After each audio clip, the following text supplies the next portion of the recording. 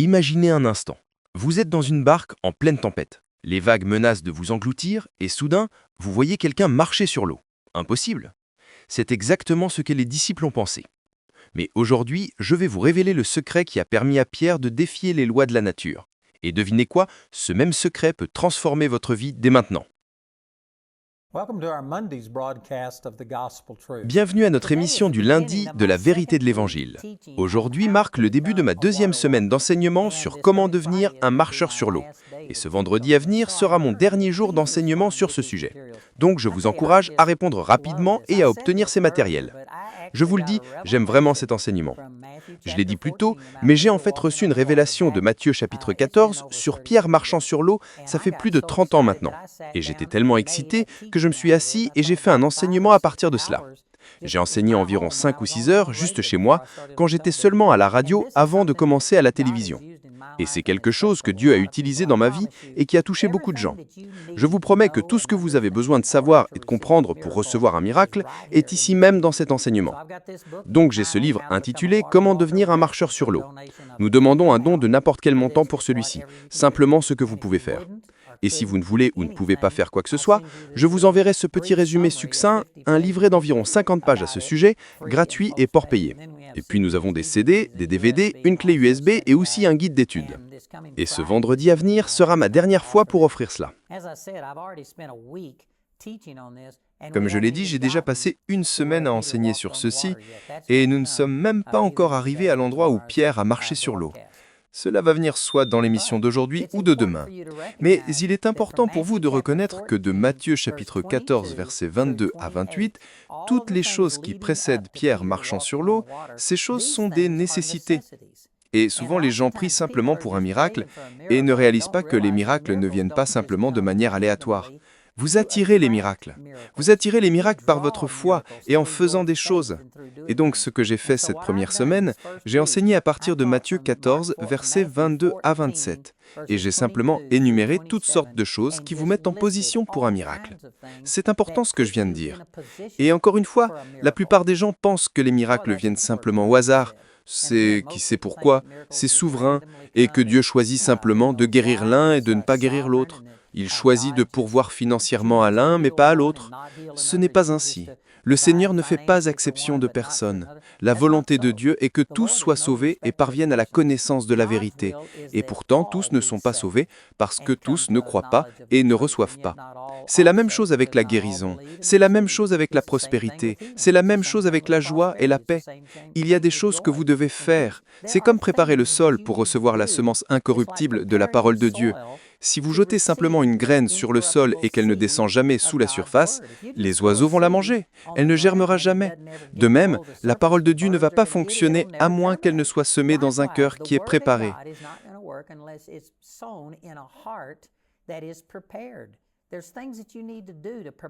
Il y a des choses que vous devez faire pour préparer votre cœur. Je pense que c'est dans les Chroniques, je pense que c'est 12-14, mais de toute façon, il est dit que Roboam a fait le mal parce qu'il n'a pas préparé son cœur pour chercher le Seigneur.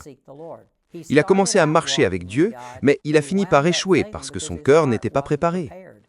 De la même manière que vous devez labourer le sol, vous devez vous débarrasser des mauvaises herbes, vous devez mettre les bons nutriments et des choses comme ça, vous devez préparer le sol pour que la parole fonctionne.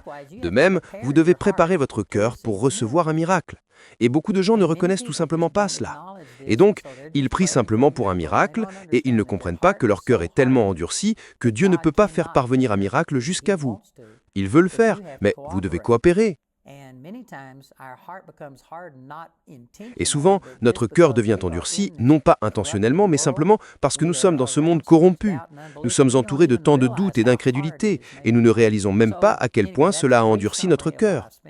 Donc de toute façon, c'est un bref résumé de ce que j'ai passé une semaine entière à enseigner la semaine dernière sur comment ils devaient préparer leur cœur. La dernière chose dont je parlais était tirée du verset 27, c'est Matthieu chapitre 14 et verset 27, où il dit que Jésus leur a dit « Rassurez-vous, c'est moi, n'ayez pas peur ». Et il marchait sur l'eau. Il s'est présenté à eux.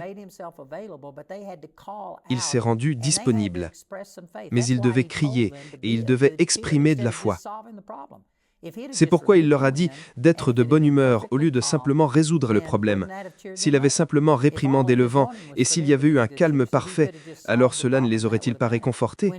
Si tout ce qu'il voulait était qu'ils soient de bonne humeur, voyez-vous, il aurait pu simplement résoudre le problème et cela l'aurait fait. Quand il a dit « rassurez-vous », c'était plus que simplement leur dire de se réjouir, c'était leur dire d'utiliser de la foi. La situation était toujours sombre, il semblait qu'ils allaient se noyer, et pourtant il dit « réjouissez-vous, rassurez-vous, c'est moi, n'ayez pas peur ». Dieu vous demande d'exercer de la foi, d'utiliser de la foi avant de voir l'accomplissement de la chose dont vous avez besoin dans votre vie. C'est puissant. Et puis, au verset 28, il est dit, Pierre lui répondit et dit, « Seigneur, si c'est toi, ordonne-moi de venir vers toi sur l'eau. » Savez-vous qu'il y avait 12 disciples dans cette barque? Et pourtant, un seul d'entre eux, Pierre, a parlé au Seigneur et a dit, « Si c'est toi, ordonne-moi de venir vers toi sur l'eau. » Savez-vous que tous les disciples auraient pu marcher sur l'eau? Il est dit dans Romains chapitre 2, verset 11, que Dieu ne fait point exception de personne. Si tous ses disciples avaient dit « Seigneur, si c'est toi, ordonne-moi de venir vers toi sur l'eau », il aurait dit « Viens à tous ».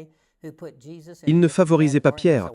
C'est juste qu'un seul sur 12 voulait même opérer dans la même chose qu'il voyait Jésus opérer.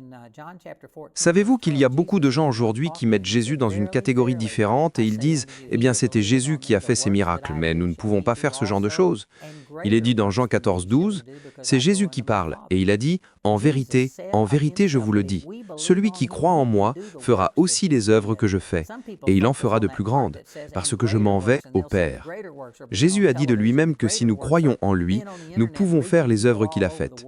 Certaines personnes se concentrent sur la partie qui dit « et de plus grandes œuvres ». Et ils diront « les plus grandes œuvres sont d'être à la télévision, les plus grandes œuvres sont d'être sur Internet et d'atteindre des gens partout dans le monde ». Je ne suis pas sûr que c'est ce dont ils parlent, mais juste pour le moment, mettez cela de côté. Qu'allez-vous faire avec la partie de ce verset qui dit que les œuvres qu'il a faites, vous les ferez aussi? Savez-vous que si vous croyez vraiment en Dieu, vous devriez faire les mêmes œuvres qu'il a faites? Ouvrir les yeux des aveugles, voir les sourds entendre, les boiteux marcher et les morts ressusciter.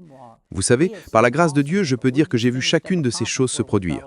J'ai vu mon propre fils et ma femme ressusciter d'entre les morts. J'ai vu des yeux aveugles s'ouvrir, des oreilles sourdes s'ouvrir, les boiteux marcher.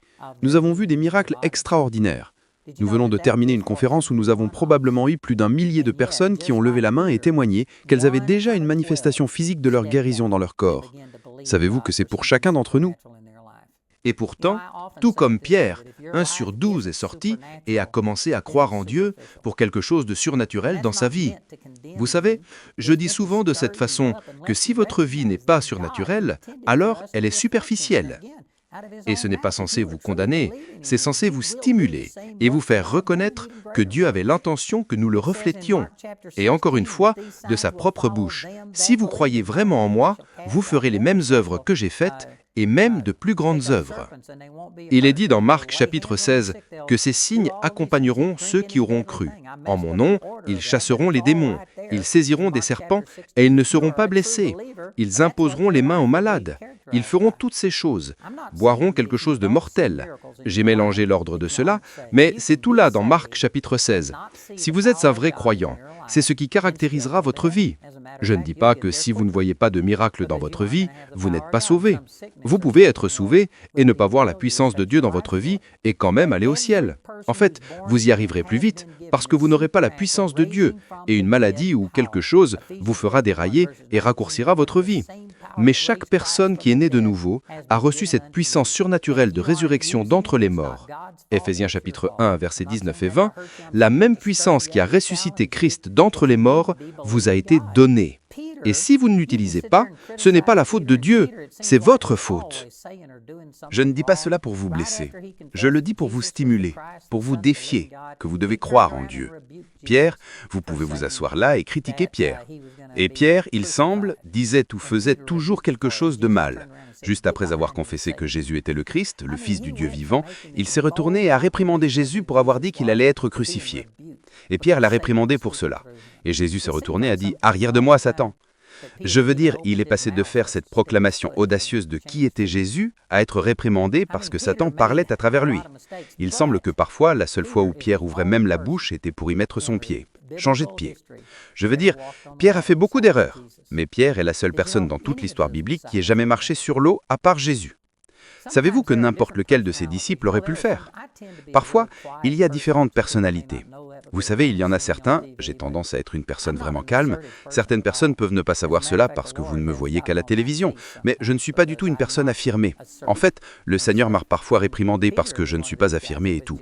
Et Pierre était l'un de ces gars qui était toujours là-bas, il faisait toujours quelque chose. Vous pouvez vous asseoir là et critiquer cela, mais il est aussi sorti de la barque et a marché sur l'eau.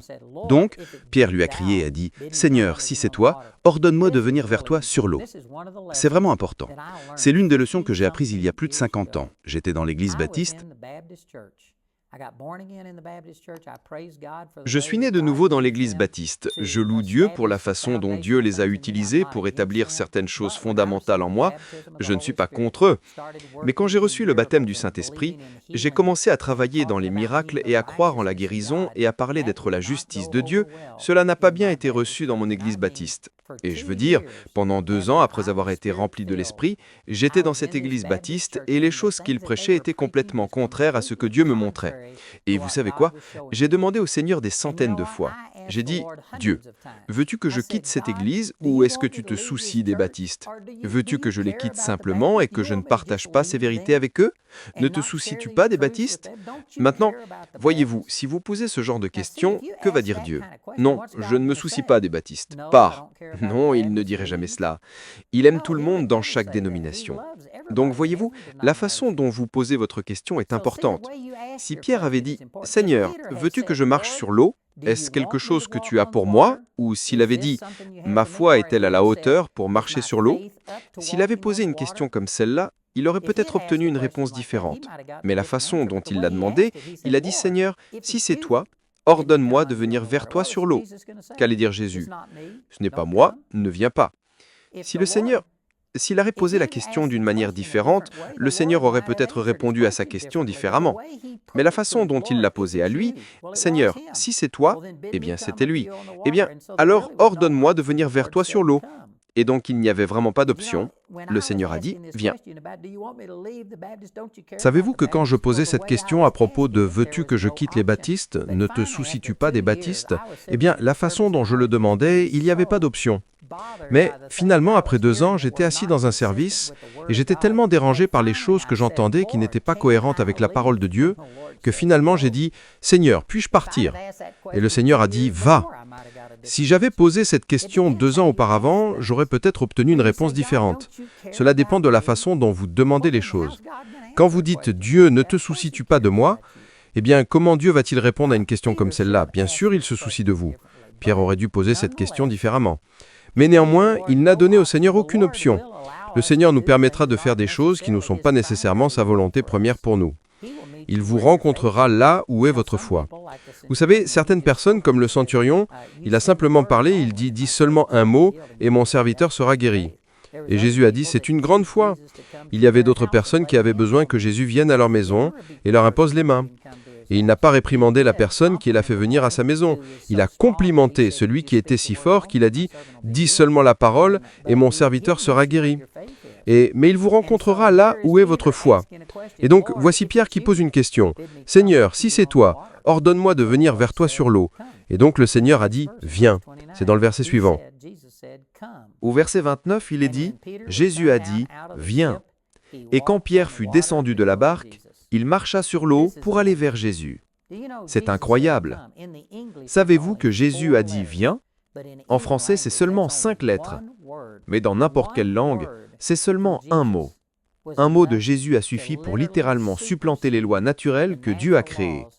Savez-vous que la tempête faisait encore rage, et pourtant Pierre a marché sur l'eau? Vous pouvez le critiquer, il disait souvent des choses, il avait souvent des ennuis, mais Pierre, il est sorti de la barque et il a commencé à marcher sur l'eau. C'est une autre chose vraiment importante à apprendre. Avant de pouvoir marcher sur l'eau, avant de pouvoir entrer dans le miraculeux, vous devez sortir de la barque. Et vous savez, il y a beaucoup de gens qui sont honnêtement tellement craintifs. Ils vivent leur vie dans la peur totale. Ils ont peur d'échouer, ils ont peur de faire une erreur, et donc ils prennent toujours le chemin le plus sûr. Ils refusent de se mettre dans une position où ils peuvent échouer. Vous savez, le Seigneur m'a parlé le 31 janvier 2002 à travers le psaume 78, 41 et m'a dit que je le limitais par ma petite pensée. Maintenant, je faisais ce que Dieu m'avait dit de faire. Il m'avait dit d'aller à la télévision. J'ai commencé à la télévision le 3 janvier 2000. Et de 2000 à 2002, nous avions vu le ministère plus que doubler. Donc ce n'est pas comme si nous ne voyions pas de bonnes choses se produire. Mais Dieu avait tellement plus. Et il a dit, « Tu me limites par ta petite pensée. »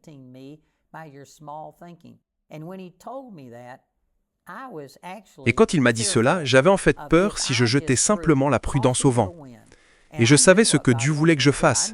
Je savais qu'il voulait que je couvre le monde et que j'atteigne aussi loin et aussi profondément avec l'Évangile que je le pouvais.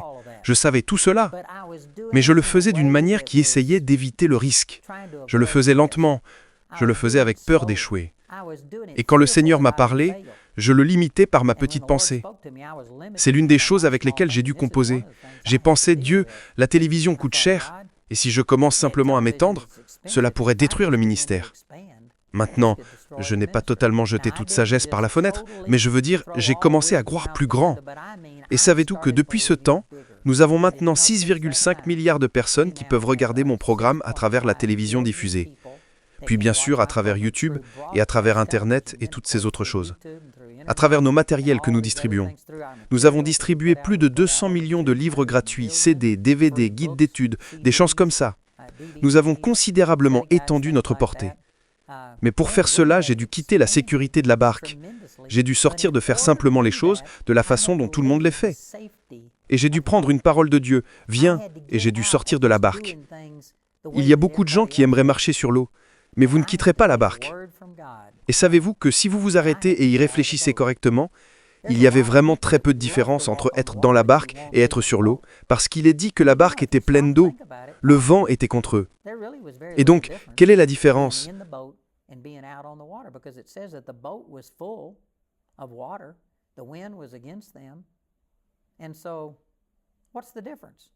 Vous savez, il y a beaucoup de gens qui ont peur de prendre un risque, ils ont peur de croire en Dieu. Nous avons une école biblique et nous avons des gens qui viennent à notre école biblique.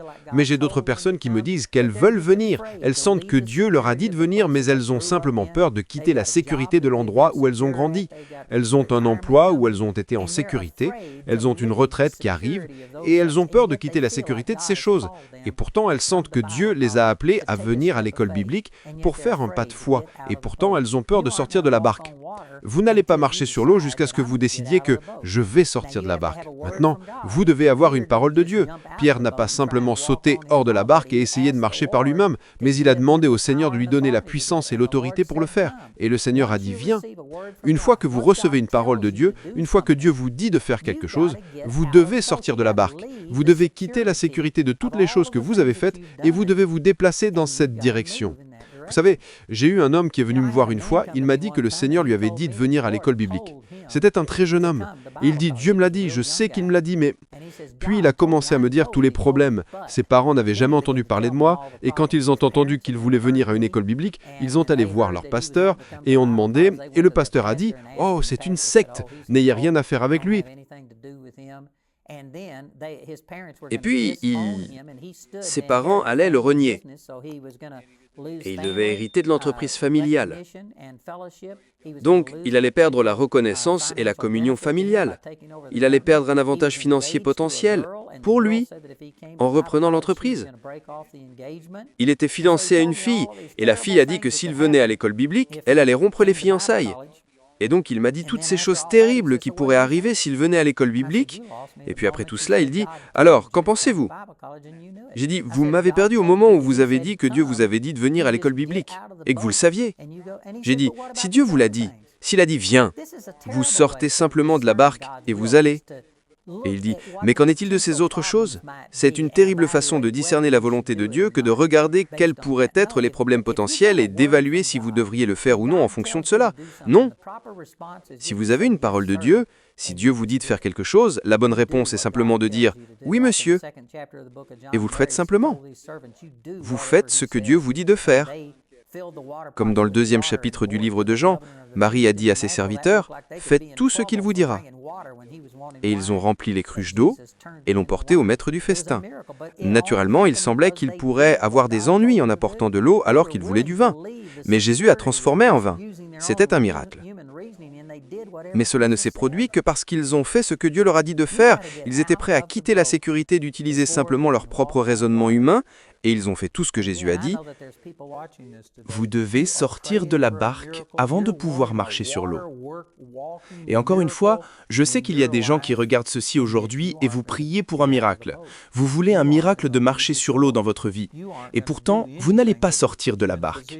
Vous n'allez pas quitter le rivage. Vous n'allez rien faire qui vous mettrait dans une position où vous avez besoin d'un miracle. Vous voulez que Dieu fournisse le miracle d'abord, et ensuite vous irez le dire à tout le monde. Ce n'est pas comme ça que ça marche. Le Seigneur vous a-t-il dit de venir? Le Seigneur vous a-t-il donné une instruction? Et s'il y a quelque chose que le Seigneur vous a dit que vous n'avez pas fait, vous devez commencer à le faire si vous voulez marcher sur l'eau, si vous voulez voir cette puissance miraculeuse de Dieu se manifester dans votre vie. Bonjour, c'est Andrew Womack. Et si vous avez apprécié notre programme là sur YouTube, je vous encourage à aimer, partager et à vous abonner à notre chaîne YouTube. Partagez cela avec d'autres personnes, parce que ces vérités vont libérer les gens. Alors vérifiez-le. Aimez, partagez et abonnez-vous à notre chaîne YouTube.